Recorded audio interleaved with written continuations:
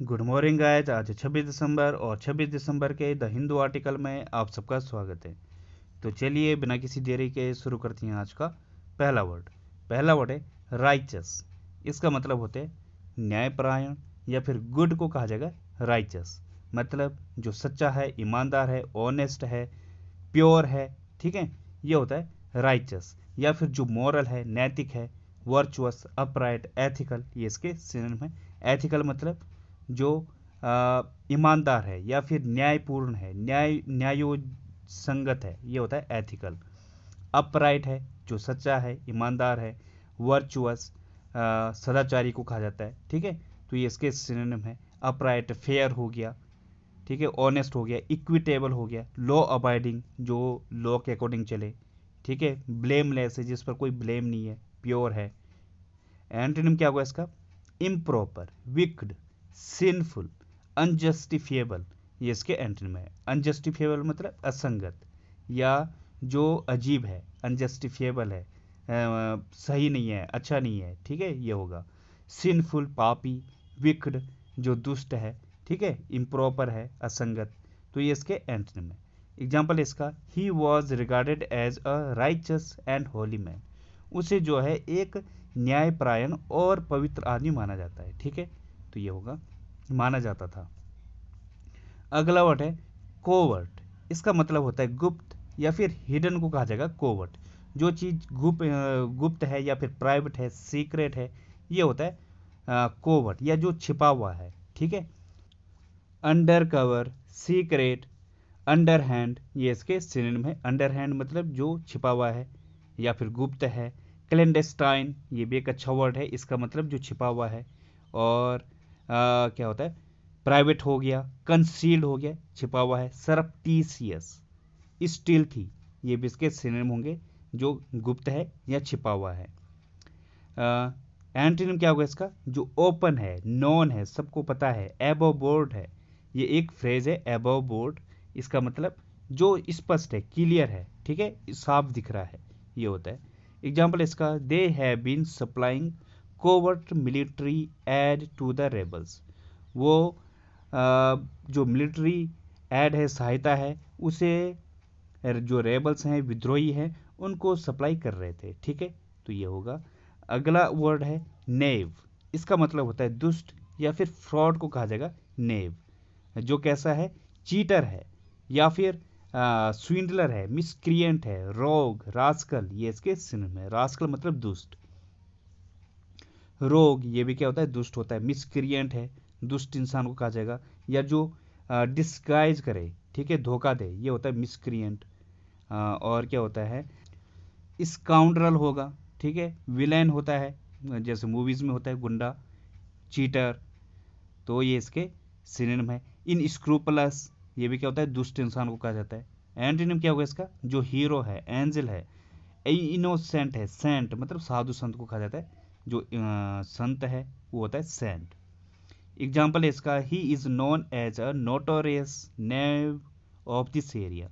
वो जो है इस एरिया का या इस क्षेत्र का एक दुष्ट या फिर कुख्यात दुष्ट आदमी है, ठीक है, के रूप में जाना जाता है, एक दुष्ट इंसान के रूप में जाना जाता है, तो ये होगा। अगला वर्ड है एक्सपीडियंट। इसका मतलब होता है लाभकारक या फिर कन्वीनियंट को कहा जाएगा एक्सपीडियंट।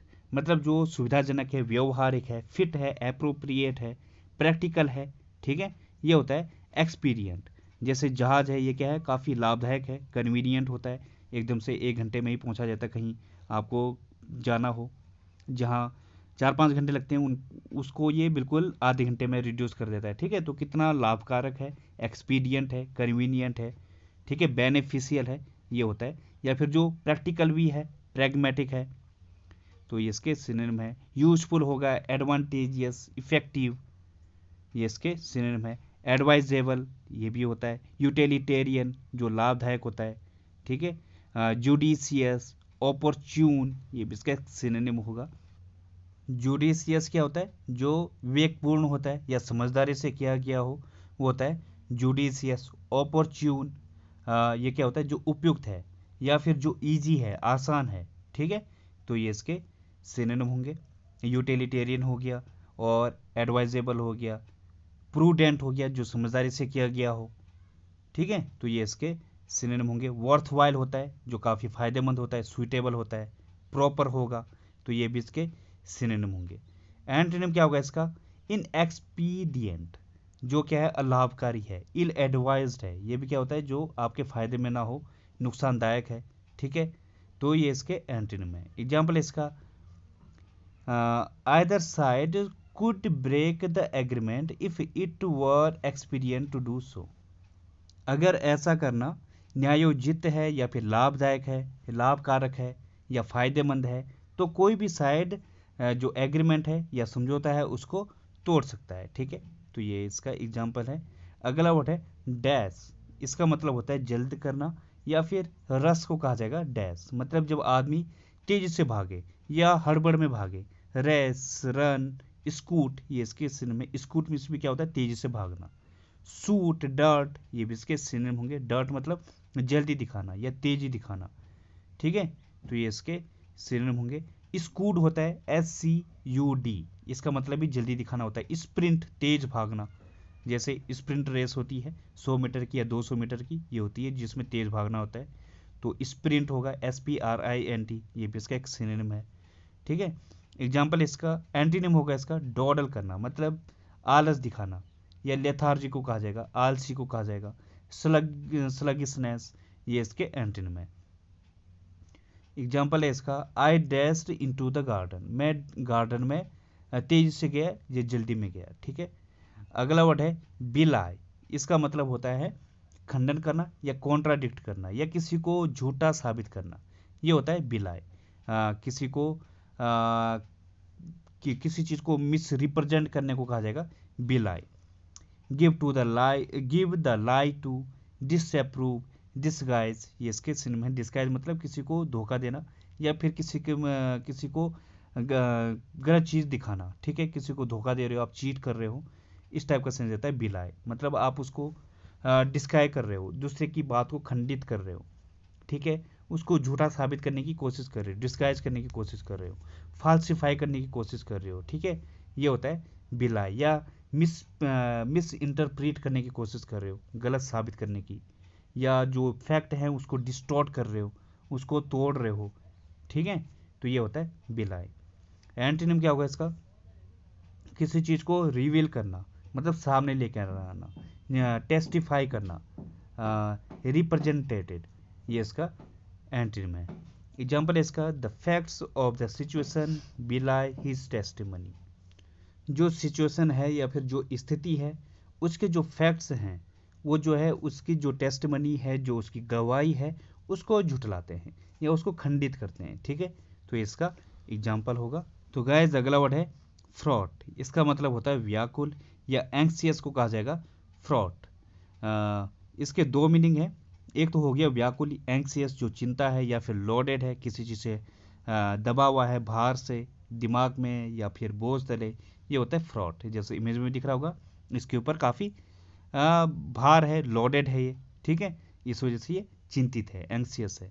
इसका एक और मीनिंग होता है फुल ऑफ, या कोई चीज़ राइफ है, फुल है, भरी हुई, ठीक है, किसी चीज़ से फुल है, या फिर आपके अंदर जो इमोशंस है वो फ्रॉट है, भरे हुए हैं, ठीक है, या कोई चीज़ भरी हुई है कहीं पे, ये होता है फ्रॉट। तो इसके दो मीनिंग है, फुल ऑफ और दूसरा क्या है, एंक्सियस, व्याकुलता। हाँ, वरीड, अपसेट, एजिटेटेड, ये इसके सिनोनिम है। एजिटेटेड मतलब जो चीज़ आपको परेशान कर दे, अपसेट कर दे, वरीड, चिंतित। टेंटर हुक्स, इसका मतलब भी जो आपको तनाव ग्रसित कर दे, टेंटर हुक्स मतलब तनाव, तो ये इसका सिनोनिम है। एंटोनिम क्या होगा इसका? काम, एम्प्टी, वॉइड, ये इसके एंटोनिम है। काम मतलब जो शांत है, एम्प्टी है जो बिल्कुल खाली है, वॉइड है, वॉइड मतलब जीरो, या फिर जो कुछ जिसमें कुछ भी नहीं है, खाली है, शून्य है, ठीक है, तो ये इसका एंटोनिम है। एग्जाम्पल है इसका, there is no need to look so fraught, इतने व्याकुल और इतने चिंतित दिखने की कोई आवश्यकता नहीं है, ठीक है, तो ये होगा। जैसे भरा हुआ है तो आप बोल सकते हो the journey was fraud with difficulties, जो जर्नी थी वो जो है कठिनाइयों से भरी हुई थी, ठीक है, इस तरीके से भी आप इससे यूज कर सकते हो। अगला वर्ड है वेरिएंट, इसका मतलब होता है रूपांतरण या वेरिएशन को कहा जाएगा वेरिएंट मतलब जो डिफरेंट है, या फिर मॉडिफिकेशन जिसमें कोई मॉडिफाइड किया गया हो, ठीक है, ये होता है वेरिएंट। या फिर जिसमें कोई फिर से रिवीजन किया गया हो किसी चीज़ का, उसको अच्छे ढंग से परिवर्तित किया गया है। फॉर्म, अल्टरनेटिव, एबेरेशन, ये इसके सिनोनिम है। एबेरेशन के दो मीनिंग होते हैं। एक तो हो गया किसी की जो बुद्धि भ्रष्ट हो जाती है या जो पथ भ्रष्ट हो जाता है, अपने मार्ग से विचलित हो जाता है, एक होता है एबेरेशन ये।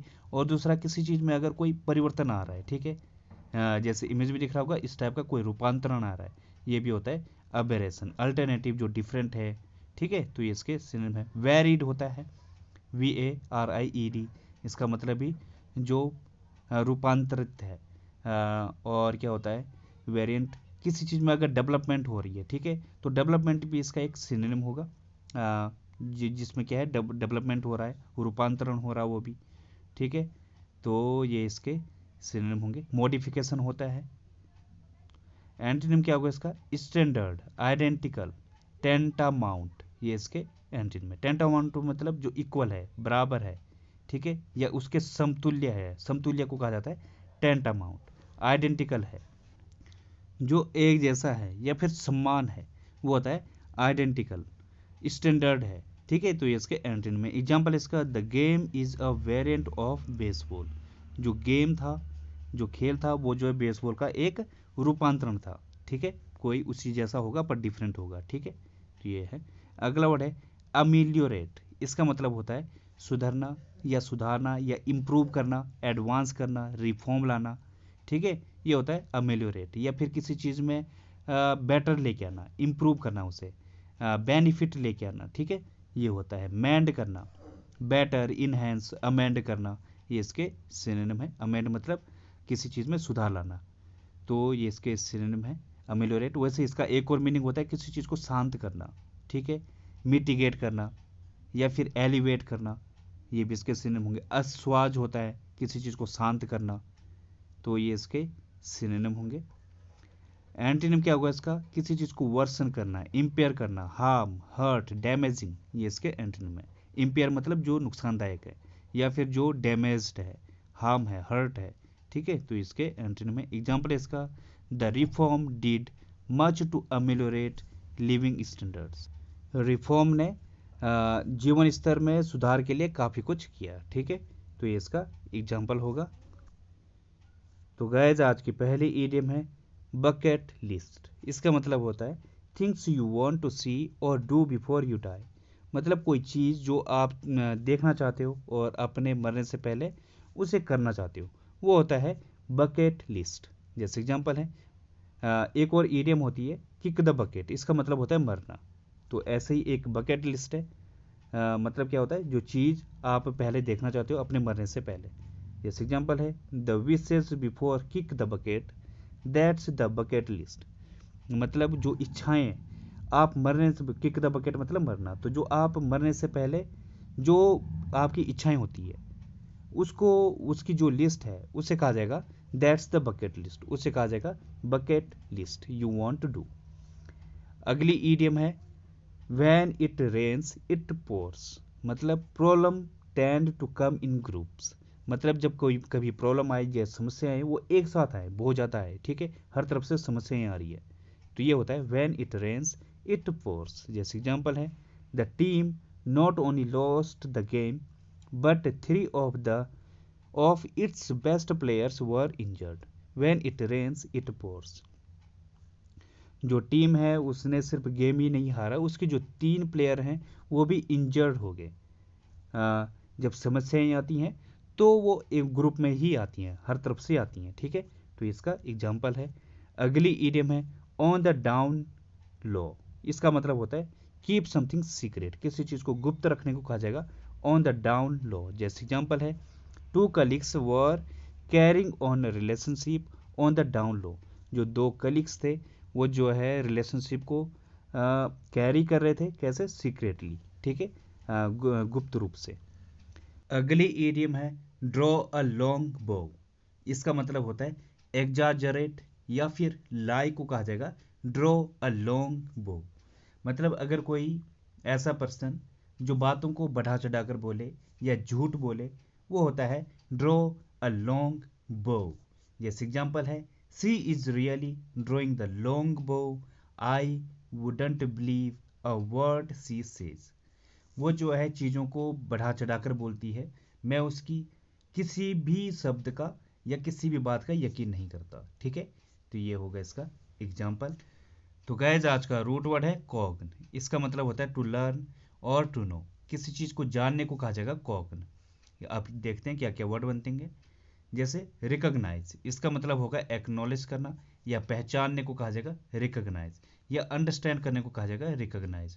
कॉग्निटिव, इसका मतलब होता है कंसर्निंग द माइंड या संज्ञानात्मक को कहा जाएगा कॉग्निटिव, जो ज्ञानात्मक होता है या ज्ञान संबंधी है जो। ठीक है।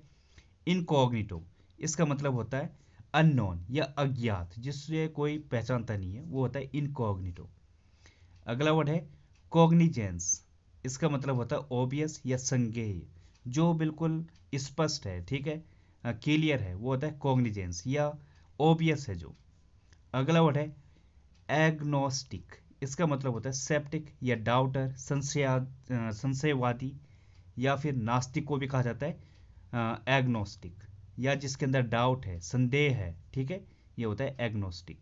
जिसके अंदर संदेह होता है वो कैसा होता है, एक नास्तिक इंसान होता है। तो ये होगा, ये होंगे आज के रूट वर्ड। बढ़ते हैं आगे। तो गैज आज है रूल नंबर 10। 9 तक हमने कर दिया था। अब रूल नंबर 10 क्या कहता है, until, unless, if, whether, that. जो ये वर्ड हैं ये क्या है, कंजक्शन है। ठीक है, अब इनको हम बारी बारी से देखते हैं। सबसे पहले हम देखेंगे अनटिल और अनलेस। जो अनटिल है ये क्या है, कंजक्शन भी है और प्रीपोजिशन भी है। तो ध्यान देना, जो अनटिल है ये कंजक्शन भी है और प्रीपोजिशन भी है, जबकि जो अनलेस है ये क्या है, सिर्फ कंजक्शन है। ठीक है ना, तो ये चीज़ ध्यान देना, अनटिल कंजक्शन भी है, प्रीपोजिशन भी है, और जो अनलेस है ये क्या है, सिर्फ कंजक्शन है। दूसरी चीज़ क्या ध्यान देना, जो अनटिल है इसे हम टाइम के रूप में यूज करते हैं। ठीक है, जहाँ पे टाइम की बात हो रही हो। और जो अनलेस है ये क्या है, कंडीशन को डिनोट करता है। एग्जाम्पल से इसको समझते हैं अच्छे से। ठीक है, यहाँ पे 2 सेंटेंस लिखे मैंने, I will wait until Monday. ठीक है, और दूसरा सेंटेंस क्या है, I will wait until he comes. यहाँ पे 2 सेंटेंस दिए गए हैं, इसको अच्छे से देखो। यहाँ पे अनटिल इन दोनों सेंटेंस में कहाँ पे प्रीपोजिशन और कहाँ पे कंजक्शन के रूप में यूज हुआ है। तो ध्यान देना, कंजक्शन क्या होता है, किसी जो दो क्लाउज होते हैं उनको जोड़ता है। ठीक है, यहाँ पे जो पहला सेंटेंस है यहाँ पे क्या है, आई विल वेट। क्लाउज कैसे बनता है, अगर सब्जेक्ट प्लस वर्ब हो। ठीक है ना, जैसे आई है और साथ में विल वेट, तो ये क्या है, वर्ब है। तो ये क्या है, एक कंप्लीट क्लाउज बन गया है। उसके बाद क्या है, अनटिल मंडे। तो ये यहाँ पे अनटिल क्या बन गया है, एक प्रीपोजिशन के रूप में यूज हुआ है। क्यों, क्योंकि इसके बाद दूसरा क्लाउज नहीं आया है, ये कोई कंजक्शन नहीं है, किसी चीज को जोड़ नहीं रहा है। ठीक है, तो ये क्या है, प्रीपोजिशन के रूप में यहाँ पे यूज हुआ है। अब दूसरा सेंटेंस देखो, I will wait until he comes. यहाँ पे देखो 2 क्लाउज को जोड़ दिया है, मतलब कंजक्शन का प्रयोग क्यों हुआ है यहाँ पे इस अनटिल का। ठीक है ना, इसलिए यहाँ पे क्या है, ये कंजक्शन के रूप में यूज हुआ है। तो जो अनटिल है ये प्रीपोजिशन भी होता है और कंजक्शन भी होता है। पहला वाला सेंटेंस क्या कह रहा है, मैं मंडे तक उसका इंतजार करूंगा। और दूसरा सेंटेंस क्या कर रहा है, I will wait until he comes, वो जब तक नहीं आता मैं उसका इंतजार करूंगा। यहाँ पे क्या है, ये कंजक्शन का प्रयोग हुआ है, यहाँ पे ये कंजक्शन के रूप में यूज हो रहा है, क्योंकि इसमें क्या है, 2 क्लाउज को जोड़ रहा है। ठीक है, कंजक्शन का काम कर रहा है यहाँ पे। ठीक है ना, तो ये ध्यान देना। एक और एग्जांपल देखो, unless you works you will not succeed. यहां पे भी देखो, यहां पे जो ये अनलेस है ये किस चीज का काम कर रहा है, 2 सेंटेंस 2 क्लास को जोड़ रहा है। ठीक है, यू वर्क्स एक सब्जेक्ट तो ये हो गया और वर्ब है, और दूसरा क्या है, यू विल नॉट सक्सेस। यहां पे भी क्या है, सब्जेक्ट है और साथ में क्या है, वर्ब है। तो ये 2 क्लास को जोड़ दिया है इस अनलेस ने। तो अनलेस क्या है, सिर्फ और सिर्फ कंजक्शन के रूप में हम इसे यूज करते हैं। ठीक है ना, तो इस तरीके से ये यूज हुआ है। तो यहाँ पे भी क्या है, जो सेकंड वाला है ये क्या कंडीशन दिखा रहा है, इसलिए हमने यहाँ पे अनलेस यूज किया। इसलिए यहाँ पे हम अनटिल यूज नहीं कर सकते। अनटिल किसको दिखाता है, जैसे I will wait until he comes, जब तक वो नहीं आता, अगर वो जब तक वो नहीं आता मैं इंतज़ार करूँगा, ठीक है ना, ये है सेंटेंस। तो इसमें क्या है, टाइम दिखा रहा हो, मैं इंतज़ार करूँगा तब तक। ऊपर भी क्या है, मंडे दिया गया है, तो ये भी क्या है, एक टाइम है। तो ध्यान देना इस रूल पे, ठीक है। तो गाइज अगला कंजक्शन क्या है, इफ़। यहाँ पे इफ़ के साथ क्या है, ये जो इफ़ है ये कंडीशन के उसमें भी यूज होता है। और दूसरा क्या है, अगर कोई चीज़ डाउट है आपको या अनसर्टेनिटी है, फिक्स ना हो, वहाँ पे भी हम इफ़ को यूज करते हैं, ठीक है। एग्जाम्पल से समझते हैं, यहाँ पे दो एग्जाम्पल दिख रहे होंगे आपको। पहला सेंटेंस क्या है, if he comes I will go. और दूसरा सेंटेंस क्या है, I don't know if he will come, ठीक है। पहला सेंटेंस क्या है, इफ ही कम्स, अगर वो आता है तो मैं जाऊंगा। और दूसरा क्या है, I don't know if he will come, मैं नहीं जानता कि वो आएगा या नहीं आएगा। तो दूसरे में क्या है, एक डाउट हो रहा है, संदेह हो रहा है, अनसर्टेनिटी है, ठीक है ना।